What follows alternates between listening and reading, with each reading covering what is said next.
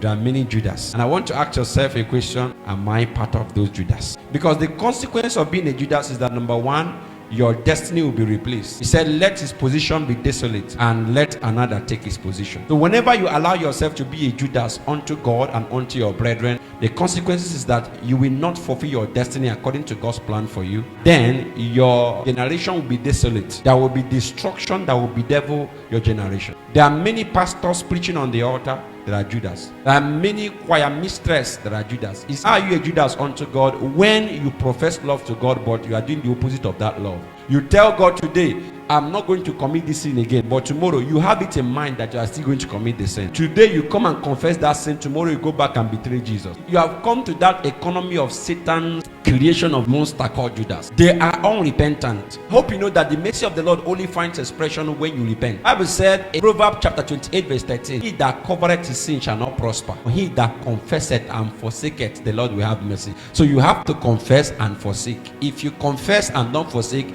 mercy will not find expression. There are many people who are hardened.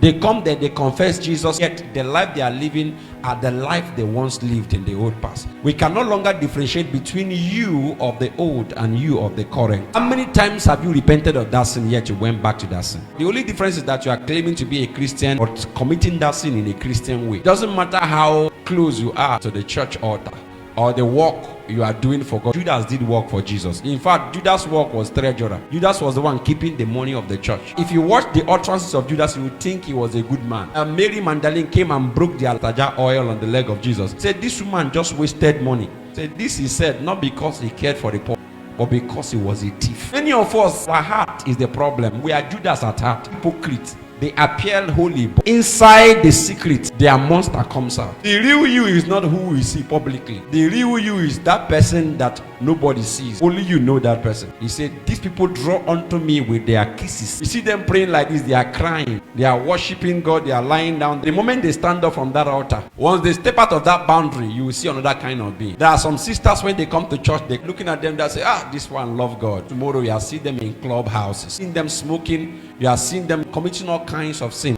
They are called holy betrayers. Know of a brother, he has like 7 pictures of great man of God. We introduce himself, I'm a redeemed minister. From the standpoint of that pictures you are seeing and the way he talks, you will want to do business with him. You don't know that he's a 419er.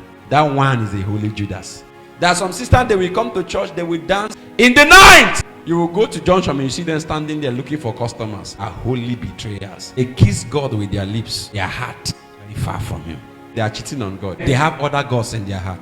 There are many Christians that patronize native doctors. They show what they are not. Cover themselves with a garment of holiness, but inside they are wolves.